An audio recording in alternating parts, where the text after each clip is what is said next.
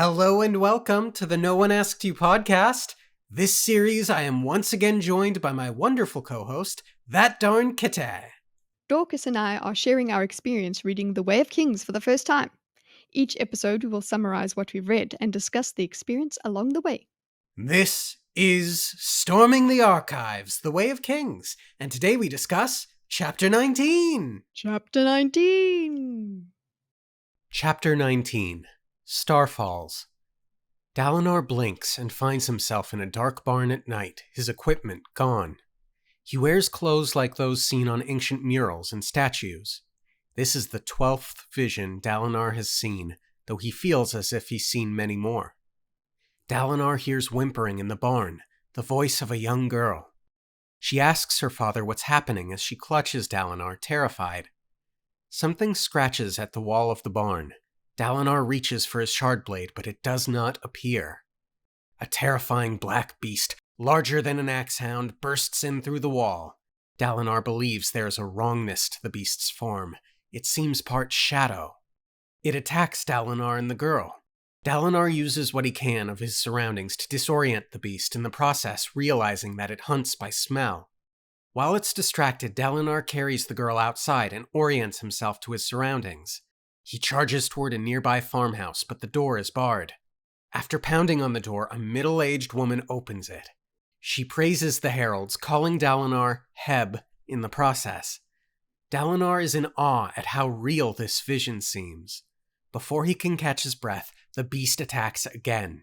Dalinar calls for a light as he wrestles with the beast, but the woman's pottery lamp wouldn't be helpful because it's not stormlight.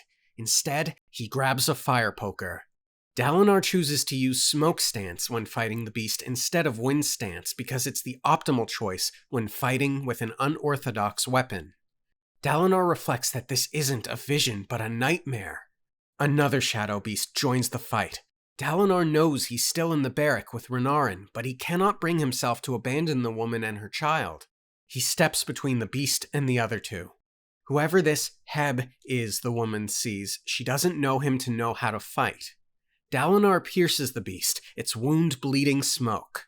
The sense of battle, the thrill, consumes Dalinar. He comes alive because of it. As Dalinar fights, he becomes aware that there are more than two of these beasts. Miraculously, Dalinar is able to beat the two shadow beasts, both deflating as smoke escapes their wounds. The woman is amazed by what Heb has done and regretful that she didn't help. Dalinar wraps his wounds from the fight, asking if there's a cellar nearby. The woman doesn't comprehend how a person could make holes in a rock. Dalinar commands the woman to grab the girl and take them to the nearest river, to which the woman notes her name is Taffa, that they are married, and their daughter's name is Seelie. Dalinar pretends he hit his head, causing some confusion, which the woman accepts as an explanation for his odd behavior. He asks if these creatures attack often, to which she responds possibly during desolations, but not in her lifetime. As they travel to the river, Dalinar is distressed by the lack of soldiers. Where was the landlord or city lord's protection? He wants to see the woman and her child to safety, then double back to organize a resistance, though he has no idea how he could, given his wounds. More shadow beasts find the three of them. They start running. The beasts have them surrounded. Dalinar guides them to a rock face, too steep to climb, but at least they wouldn't be flanked by the creatures. Dalinar ruminates on what Taffa had said about desolations. The Way of Kings spoke of them, that they happened during the near-mythical shadow days before real history began, before mankind had defeated the Voidbringers and taken the war to heaven. He wonders if these shadow beasts are Voidbringers. The beasts attack. As Seelie whimpers and Taffa screams, Dalinar cries out into the night, demanding to know why he is being shown these visions. Suddenly, he sees a brilliant blue light falling through the air like a star rock dropping from the sky. Dalinar sees where the blue light fell, a man in glowing blue shard plate, bearing a shard blade, trails of stormlight rising from his body. He is unlike any shardbearer Dalinar has ever seen before. The shardbearer effortlessly fights the shadow beasts. Dalinar feels as if he must do something, but another voice tells him to be at peace. He turns to see a woman in shardplate kneeling beside him. The woman touches his forehead, and suddenly his wounds vanish. Dalinar is amazed as he has never seen a woman shardbearer. Dalinar picks up his fire poker and positions himself with the two shardbearers prepared to help fight the rest of the shadow beasts. The shardbearers seem to don and remove their helmets so quickly, Dalinar doesn't notice the transitions. They fight off the beasts. The male shardbearer is impressed by Dalinar's unorthodox fighting style. He has never seen anyone fight like that. Dalinar is speechless. Your stances are unfamiliar to me, but they were practiced and precise. This level of skill comes only with years of training. I have rarely seen a man, knight or soldier, fight as well as you did. Dalinar remains silent. No words for me, I see. Very well, but should you wish to put that mysterious training of yours to use, come to Urithiru. Urithiru? Yes. I cannot promise you a position in one of the orders. That decision is not mine.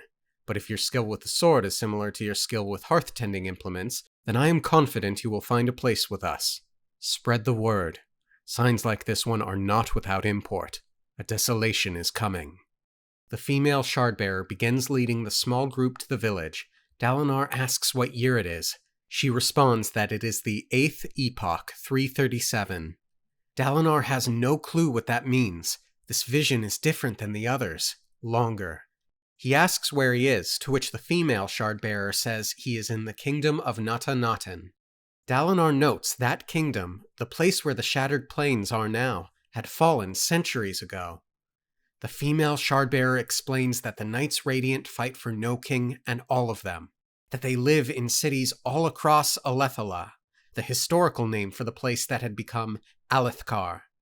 Dalinar is amazed that they cross kingdom borders to fight. Taffa is concerned about Heb's confusion, asking for him to be healed again, but the shardbearer believes she should save regrowth for those who are wounded. Alethala, you live there? It is our duty and our privilege to stay vigilant for the desolation. One kingdom to study the arts of war so that the others might have peace. We die so that you may live. It has ever been our place. All who can fight are needed, and all who have a desire to fight should be compelled to come to Alethala. Fighting, even this fighting against the 10 deaths, changes a person. We can teach you so that it will not destroy you. Come to us. Dalinar nods. Every pasture needs 3 things: flocks to grow, herdsmen to tend, and watchers at the rim. We of Alethala are those watchers, the warriors who protect and fight. We maintain the terrible arts of killing, then pass them on to others when the desolation comes. The desolation. That means the Voidbringers, right? Those are what we fought this night? Voidbringers. These? No. This was Midnight Essence, though who released it is still a mystery. The female shardbearer rushes off. Dalinar turns to Taffa, who now speaks with a man's deep voice. The voice laments the passage of these times. He misses that they were one once, not without strife, but focused. Dalinar pleads for information. Why show him these things? Is he a servant of the Almighty? The voice wishes he could help. Dalinar begs for help. To speak of what might be is forbidden, but what has been depends on perspective. The voice will try to help. Dalinar asks the voice if he can trust Sadeas despite Adolin's hatred. Yes, the voice said. This is important. Do not let strife consume you. Be strong. Act with honor, and honor will aid you. Dalinar asks what to do about Elhokar and the war, to which the voice promises it will do what it can. Dalinar blinks and finds himself back in the barrack at the Shattered Plains. Soldiers hold him down. During his visions, he acts out what he sees. The soldiers release him. Dalinar trusts the vision, reflecting on what he has learned. The only thing to do now is to keep going as he had. Okay, let's start with the epigraph, yes? Mm-hmm. He holds the most frightening and terrible of all of the shards. Ponder on that for a time, you old reptile, and tell me if your insistence on non-intervention holds firm, because I assure you, race will not be similarly inhibited. So, there are shards, which obviously makes me think of shard blades, but that's something. I mean, Yeah. I don't know. Capital S shards, we don't know. And also the most frightening and terrible of them, so they are different. They differ qualitatively. They can be more or less frightening and terrible. Perhaps they do different things. Mm, One shard makes water, another shard extends life. mm, Kind of similar to how the soul casters work. yeah, something like that. That's true. Yeah, and is it race here that has the most frightening and terrible of them all? Yeah, I don't know if he does have it or if this is somebody who is not going to insist on non-intervention. So somebody else is going to intervene. So it's unclear whether it's race or if it's yeah, just more of the thanks for the epigraph. I'll try and keep track. Yeah. I think it's pretty funny. You old reptile is pretty funny as well. So Yes. we do have that back reference to that immortal thing because you're old. Yeah. Yeah. And it speaks to a certain familiarity, almost Mhm. a like. A like of the person? Yeah. Yeah, a little bit. Yeah. And your insistence on non-intervention was something else I highlighted. So it's this person has insisted on non-intervention. In what matter? I don't know. The matter of someone. Yeah. So much of I don't know. Oh, what's new about the epigraph? Yeah. Mhm. But moving on to the chapter. Mhm. Excellent chapter. Is this him legitimately going to the past? Is it just a vision or something else entirely? So you're saying it's not he's legitimately going and changing events in the past by being there. Well, no, I did not say that. I'm asking if you think that's the case. Yeah, that's what I'm saying. That if that's the case, then he literally legitimately, when you say legitimately went to the past, he went into the past and changed events because he fought and all of that, right? But if he didn't legitimately go, if it's just a vision and it happened and he just is getting to it's like a specialized cutscene that's kind of off in a little side yeah. Because it's interactive. Mhm.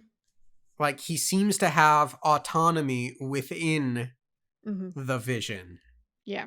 And the wife reacts, the shard bearers react.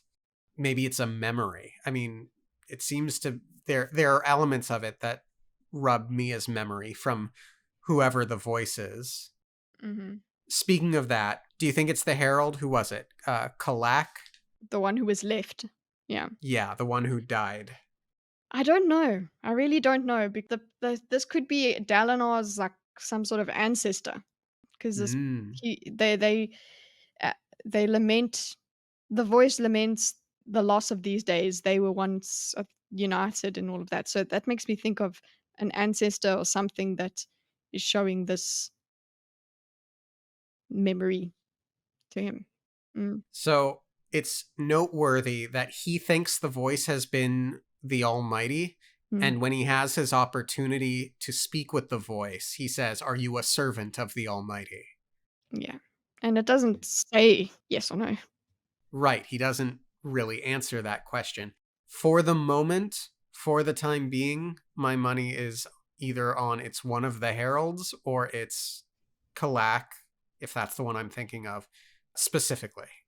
Okay. But I'm open to being incorrect as well. Yeah, I feel like I'm so much more open to my ignorance in this story because it is so vast and there's so much to learn over so many books. I'm like, I'll learn it whenever I do.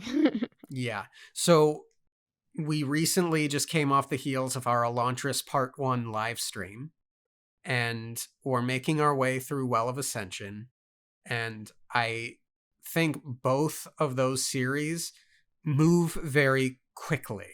Mhm, They sort of try and hit the highlights. Now, I know that Way of Kings has had some criticism over being very slow, particularly in the beginning, mm. but coming off the heels of Elantris, which has been moving extremely quickly, I am tremendously enjoying Sanderson really taking his time here. Yeah, I appreciate it. Absolutely. And we're taking it even slower than most people would because they would, you know, read through it, in a couple, I don't know, a week at least. But yeah, we are taking it much slower. Even so, it is I just view it as a vast story, so I don't care how long it takes to get to the point. But that is a frustration some people have with fantasy writing, that it Mm, takes too long. It's like, "No, but this is a huge epic story that you need to see across yeah. years." Yeah. I appreciated the superhero landing in this chapter. Absolutely.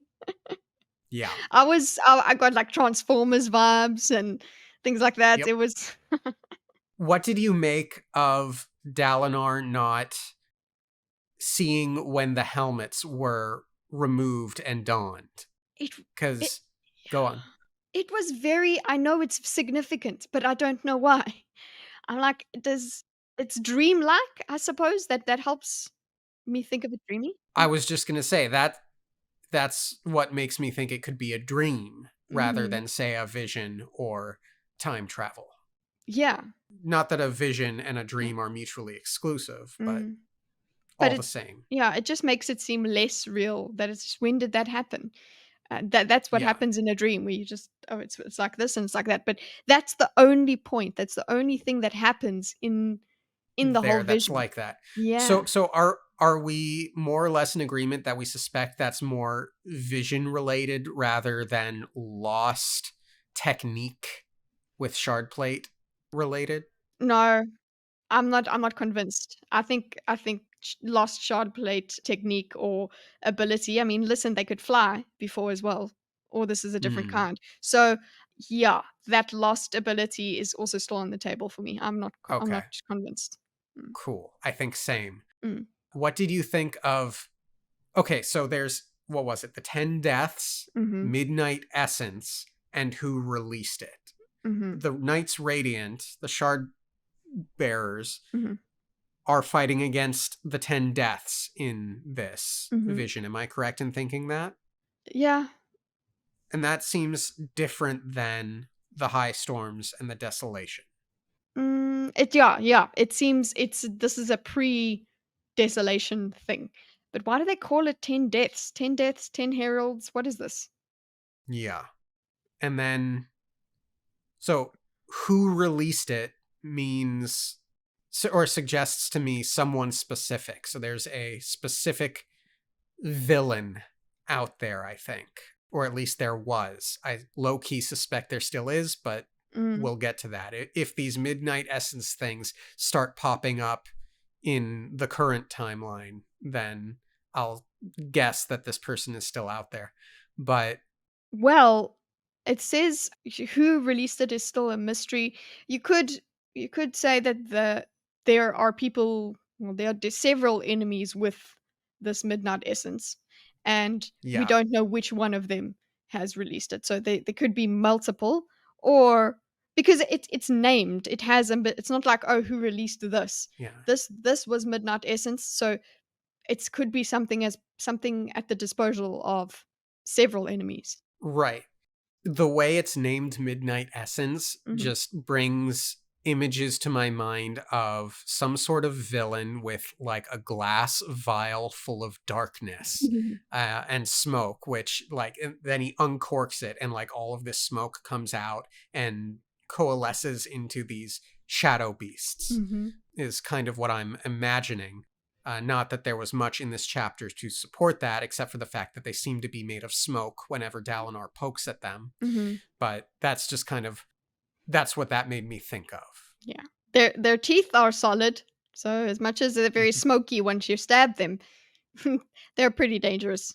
Yeah, I like that we actually know that these aren't void bringers. Thank you for giving us an answer. Good lord. agreed. I would Yeah. not like to go through the story thinking these are void bringers and then being, I suppose I would. I'd be fine. I'm lying. But still, I'm glad that we have an answer, so because that's immediately what I was wondering, and then we found out later on in the chapter, so I was like, "Oh, thank goodness." Yeah. I wanted to ask you if there were any Wheel of Time connections that you could sense in this, because I haven't read Wheel of Time, but for some reason, this chapter seemed very Wheel of Timey to me. Okay, so in there are thanks for asking. because and also the reason that I spoke about ancestors as a possible memory source is in Wheel of Time. There is a certain magical thing that you go and step into, and you get flashbacks from your bloodline, from your ancestors, and that explains the whole culture, the Wow. whole evolution. Every you go from every step you take is a vision of the past, and you go further and further and further back into the past. So that does seem like it's a possibility that Brandon Sanderson used that sort of idea, that there's this kind of ancestral memory that is used as a form of messenger. And with that, when you said, is it a memory? Those are memories. You become the person that you were related to. So he might be related to Heb. That is a Nice. possibility, Wheel of Time wise. Also, Wheel of Time, they have things called bubbles of evil, which are kind of the influence of the Dark One on the pattern and things like that.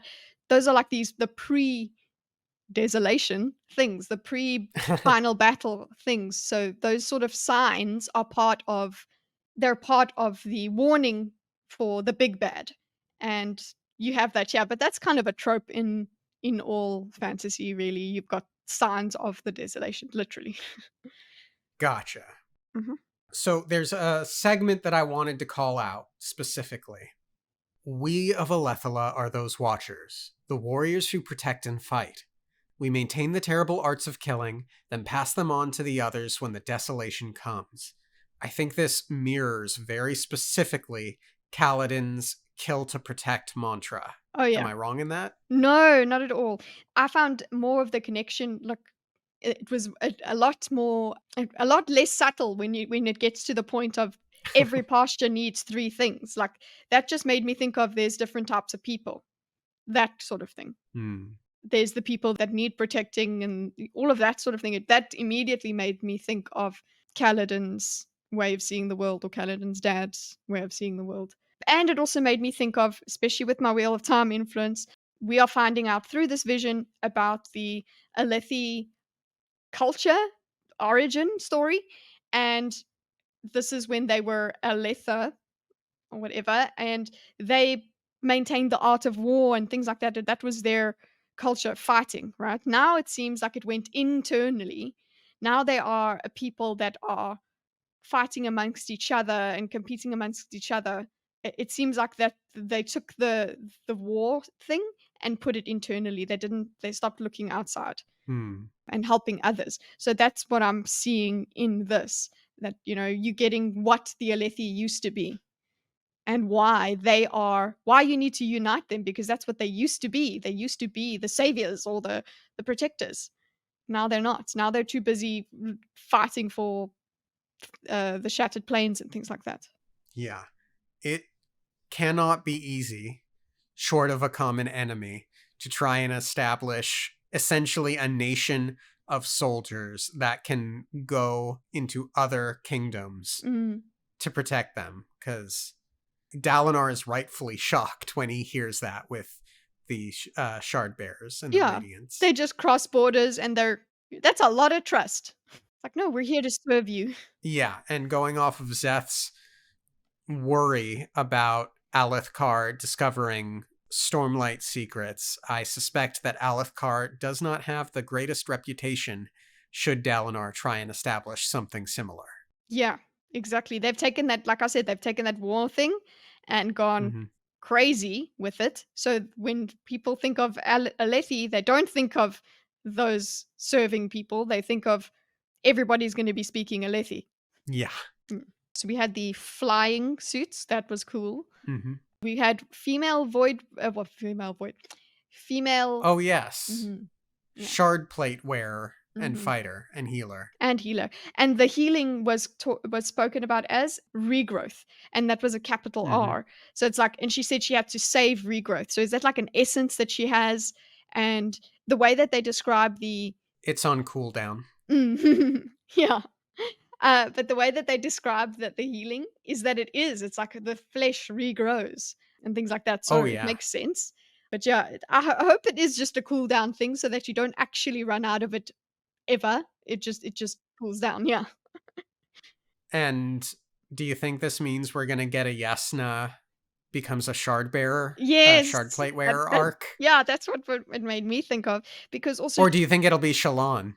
it could be Shalon, but yeah, I don't know. Because Shallan had a thought about having one, didn't she? I don't know. But When she we was experiencing her yes, trauma with her dad? yes, she did. She had the shard blade in her hand thing. Yes. Yeah. And also this thing that is she uses for regrowth seems like a soul caster, but he doesn't it seems related to a soul caster. Hmm. He doesn't he would have Possible. called it a soul caster. He would have called it a soul caster in his head if he had seen it. But he describes it as like these two rocks and a metal frame and whatever. So it's an object. Hmm. So I feel like it is related to soul casting. Yeah. But yeah, there is definitely, whether or not we don't know what's happening with the helmet thing, but there's definitely something lost, abilities lost here Yes. from shard plate. Shard plate's very recognizable, but it can fly and it has a lot more stormlight around it. And the people have stormlight in their eyes. Yep. The eyes glow. So this seems like you've got, and also you've got different races between these two shard Hmm. bearers as well. So it's a lot. It makes me think of, okay, so can anybody become? Yeah, they can become. Anybody can channel stormlight. Yeah, and the Mm. eyes glowing thing speaks to the Kaladin chapter when he was a child and talking to that girl and wanting him to get a shard Yes. blade so that his eyes can glow and Yeah. become light eyes. That's exactly what I think it is. It's just, yeah, well, you get stormlight, so that makes your eyes look light, therefore your light eyes. And that's just a Hmm. remnant. Over time, things have changed. Another Wheel of Time theme. But we do have the year in this. It's about what, 300 and something? So that's about 1,200 years. No, 1,000. The eighth epoch, Yeah. So we don't know about the eighth epoch. I don't know about the epochs, what it means. I don't know what epoch we're in now. But right? we've got at least a year that is 1173. So if we minus around there, that's at least 1,000 years. So And can we appreciate Dalinar not knowing what that means and the bluntness with the prose of how that's written? yeah, and it can mean nothing. It doesn't. It's just, yeah, cool. But you the only thing you do have as a relative is that 300 something. So if anything, you're like, oh, okay, so it's around 900 ish years ago.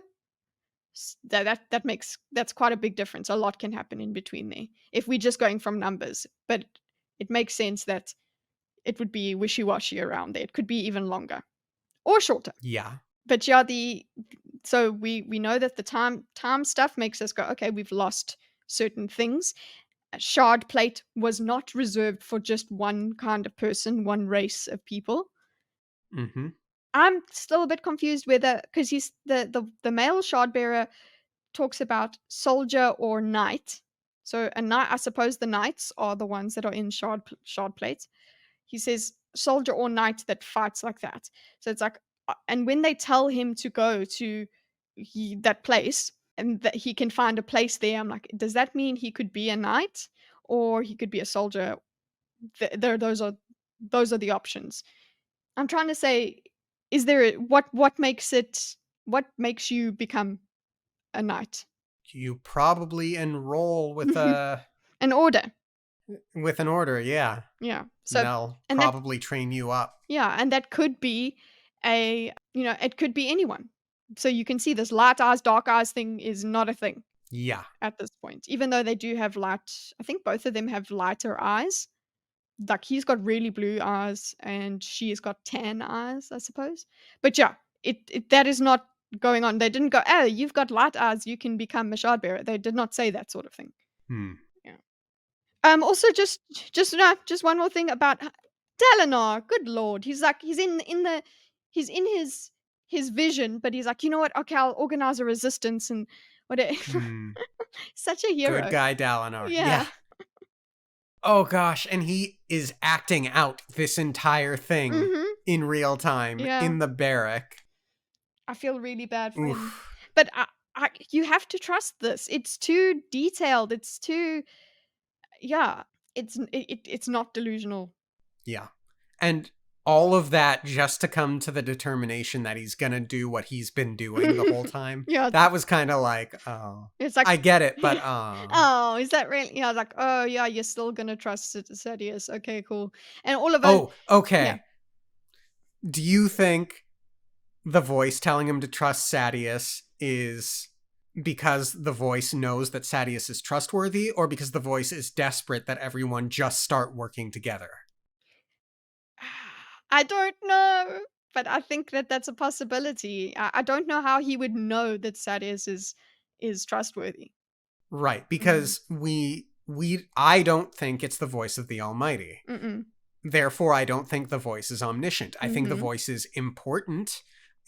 I think the voice knows a hell of a lot of things, but I mm, don't think he's a mind reader. mhm, Certainly. That said, I do think Sadius is trustworthy for the moment, at mm, least. Or at least swayable to be trustworthy. mhm. Usable. Even with that said, he can't, even if he did, if he was if he knew things, right? Omniscient. Omniscient. Yes, if he had that, he does refer to not being able to say anything. Also true. So he says he can mess around with the past. He can use that in certain ways. If you give different perspectives of it, it's fine. It's allowed. But telling the future and all of that, revealing too much is not allowed. So he's bound. They can't give the answer, which is great. Isn't that great? It's the same thing as it's like having your own real time prophecy in front of you and you're asking it questions and all it does is just carries on giving you riddles basically. Precisely. Oh gosh. Anything else to say? Unite them. Unite them. Mm, Excellent chapter. yeah. I'm very excited to see the results, how he's going to try and cover this one up or something. Yeah, he's been seen and the Yeah. people are quite shook. I feel really bad about that. Yeah. Let's hope his reputation earns their silence. Mhm. Or their trust. Yeah. And with that said, thank you all for tuning in. Have a great rest of your week. Subscribe to that Don Kita if you get a chance, because she's got a great channel. And we'll see you next time. Good thanks. Okay, thanks. Bye. Bye.